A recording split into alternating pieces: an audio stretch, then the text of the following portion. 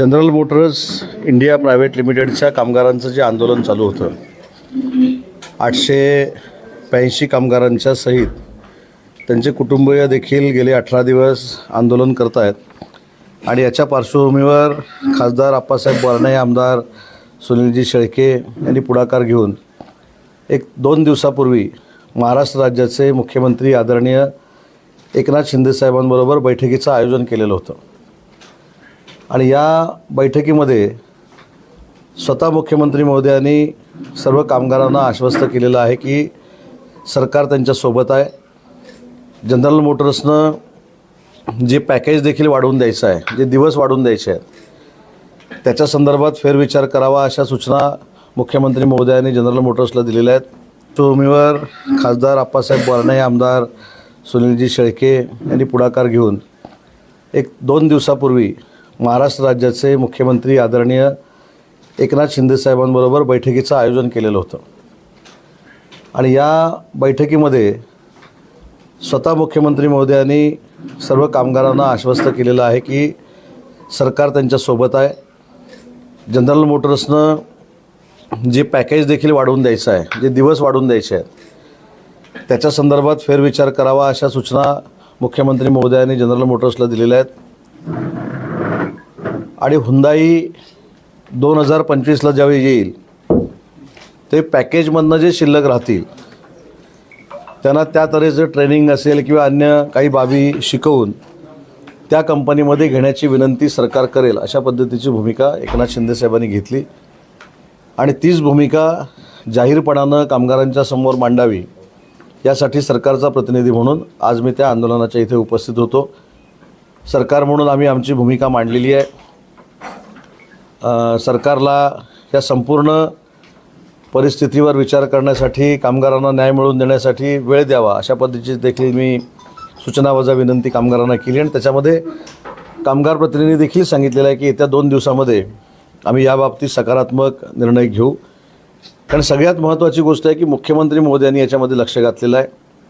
ह्याच्यामध्ये अजून एक 2 भाग आहेत की हुंदाई कंपनीचं दायित्व जे आहे ते कामगारांशी निगडीत नाही, कारण जनरल मोटर्सनं ह्या सगळ्या गोष्टी पूर्ण केल्या पाहिजे होत्या.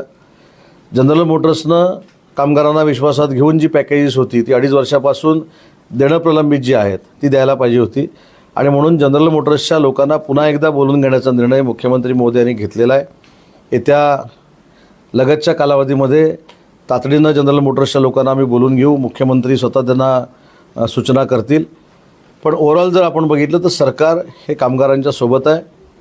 हुंदाईनं प्रकल्प जो आणण्याचा निर्णय घेतला आहे त्याबाबतीत देखील कामगार सकारात्मक आहेत.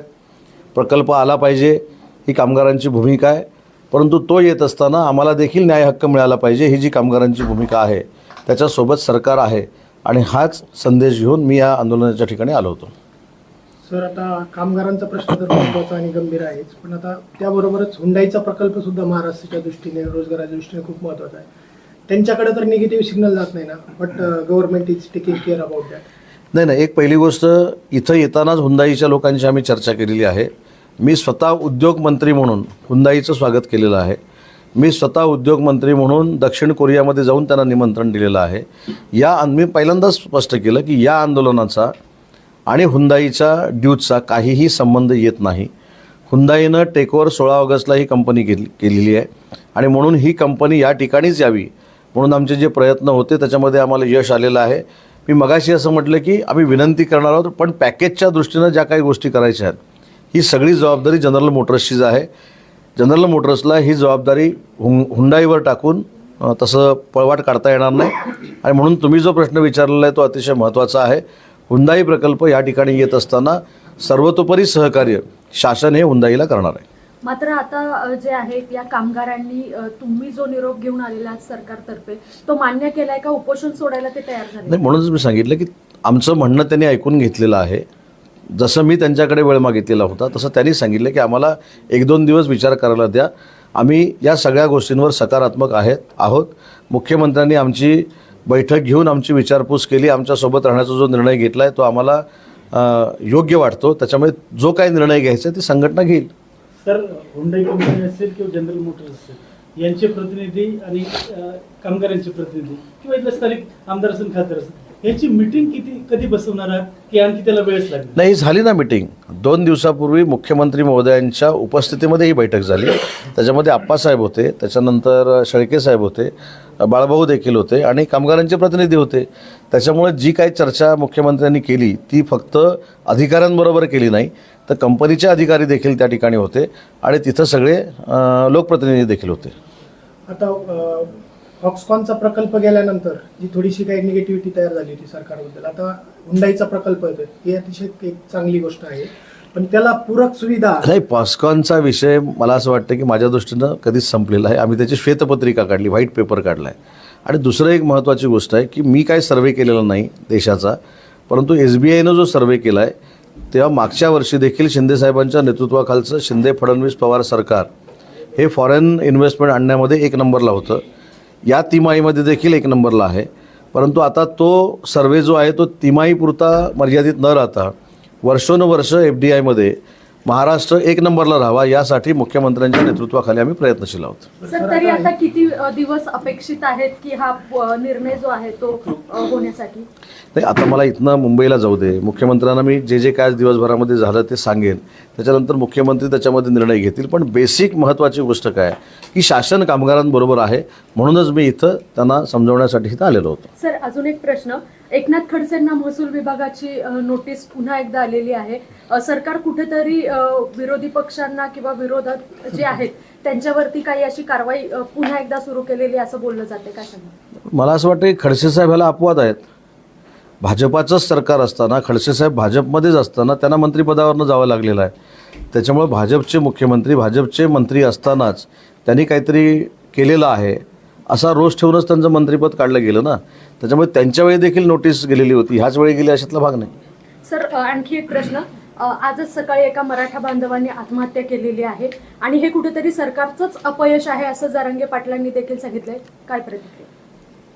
पहिली गोष्ट म्हणजे मराठा समाजाला टिकणारं आरक्षण देणं ही सरकारची जबाबदारी आहे आणि ती एकनाथ शिंदेसाहेबांनी, देवेंद्रजींनी आणि अजितदादांनी स्वीकारलेली आहे. माझी मराठा बांधवांना देखील विनंती आहे, त्या कमिटीवर मी देखील आहे, जास्तीत जास्त लवकर मराठा समाजाला आरक्षण देण्याच्या दृष्टीनं स्वतः एकनाथ शिंदेसाहेबांनी पावलं उचललेली आहेत. परंतु आपल्याला हे देखील माहीत असेल की देवेंद्रजींच्या नेतृत्वाखाली पहिलं आरक्षण दिलं गेलं, ते टिकलं हायकोर्टामध्ये, परंतु नंतरच्या सरकारला सुप्रीम कोर्टामध्ये ते आरक्षण टिकवता आलं नाही.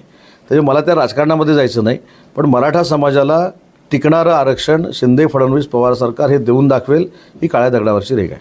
Coming to the point sir, आता आपला प्रश्न करत होता की हुंडाईसारखे प्रकल्प येत आहेत, चांगली गोष्ट आहे. आता तुम्ही मागच्या वेळी तळेगाव दौऱ्यामध्ये एक घोषणा केली होती की तळेगावच्या MIDC म्हणजे वाहनतळाचा जो प्रश्न आहे त्याच्यानंतर तुम्ही आदेश देऊनही त्याच्यावर काही कारवाई झाली नाही, आपल्याला माहिती कोणीतरी चुकीची ब्रीफ केली असेल.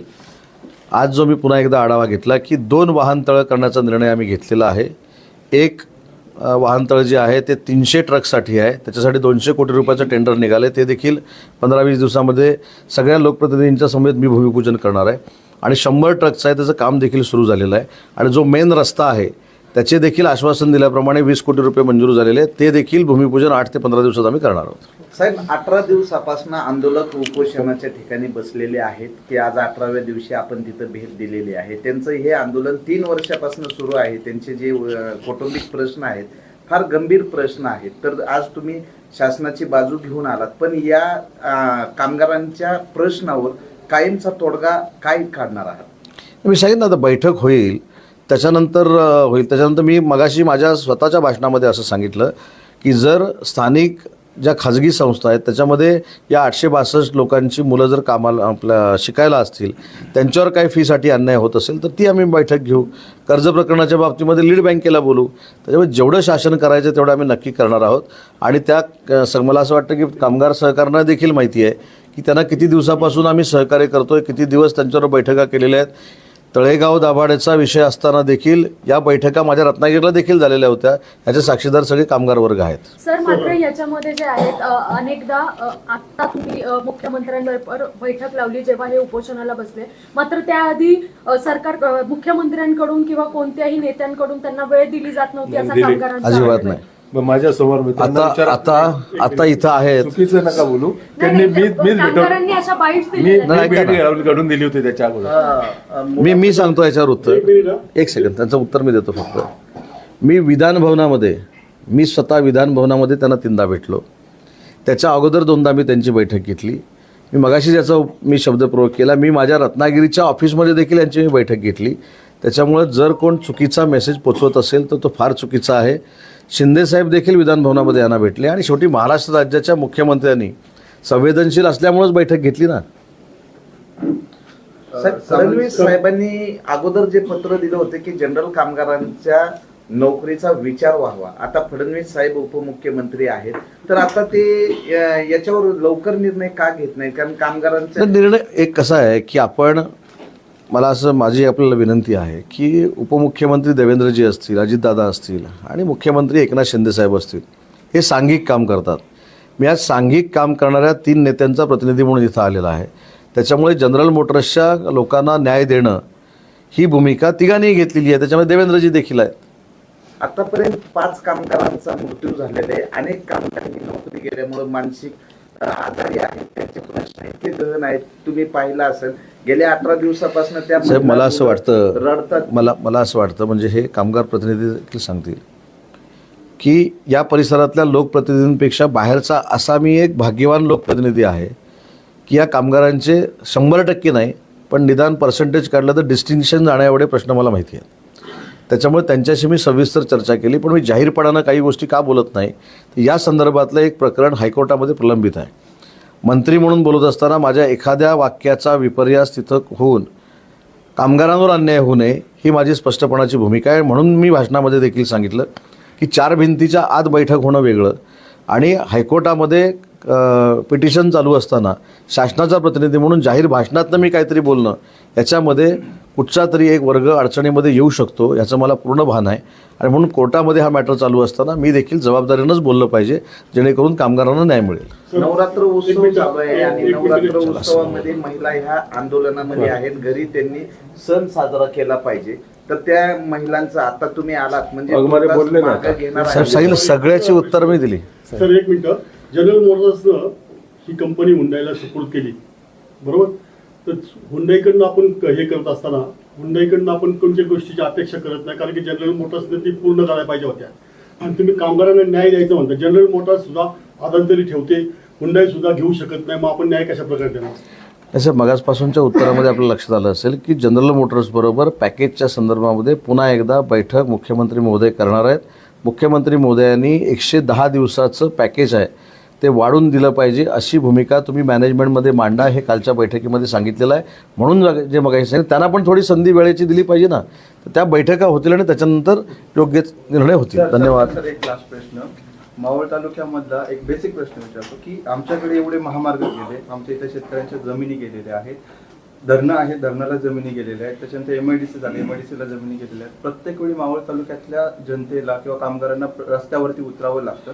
हे नेहमी मावळच्याच वाट्याला काय तर आणि मावळचा फक्त विषय नाहीये, आता संपूर्ण राज्यातले कर्मचारी बांधव या ठिकाणी राहत आहेत. हा संपूर्ण राज्यातल्या कर्मचाऱ्यांचाच विषय आहे. आपण मावळचा पुरता म्हणून उद्योगमंत्री या ठिकाणी आले नाही, मावळातले नाही तर महाराष्ट्रातले भूमिपुत्रांना न्याय कसा मिळेल ही भूमिका घेऊनच त्या तिथे आले आपल्याबरोबर. येस, माझं उत्तर आमदार साहेबांनी दिलेलं आहे. सर,